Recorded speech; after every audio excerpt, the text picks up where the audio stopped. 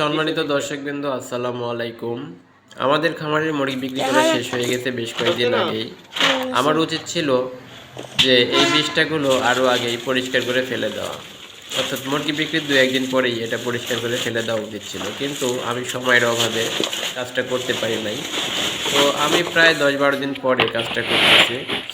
এদিকে মুরগির বিষ্ঠাগুলো সব শুকিয়ে গেছে। তো আমি কোদাল দিয়ে প্রথমে মুরগির বিষ্ঠাগুলো মাটি থেকে উঠিয়ে এক জায়গায় জড়ো করছি।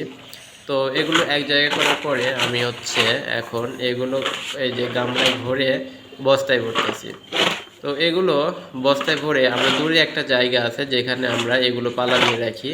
তো এগুলো ওখানে রাখার পরে যখন 1 মাস বা 2 মাস হয়ে যায় তখন এগুলো পচে জৈব সার হয়ে যায়। এগুলো আবার আমরা জমিতে দিয়ে থাকি। এগুলো জমিতে সার হিসেবে কাজ করে। তো যাই হোক, যারা মুরগির খামারের সাথে যুক্ত আছেন তারা অবশ্যই মুরগি বিক্রি করার পরপরই 2-1 দিন পরই এটা পরিষ্কার করে একদম রেডি করে রেখে দিবেন। তাহলে জীবাণুগুলো অনেকটা চলে যাবে, আর এভাবে ফেলে রাখলে জীবাণুগুলো এর মধ্যে থাকতেই পারে। তো সেই উদ্দেশ্যে আমি আপনাদেরকে বলবো যে আপনারা অবশ্যই মুরগি বিক্রি করার পরপরই 2-1 দিনের মধ্যেই আপনারা খামারটা পরিষ্কার করে একদম প্রস্তুত করে রেখে দিবেন। তাহলে পরবর্তীতে মুরগি উঠালে রোগ ব্যাধি কম হবে। ধন্যবাদ সবাইকে, ভালো থাকবেন সবাই, আপনাদের জন্য শুভকামনা।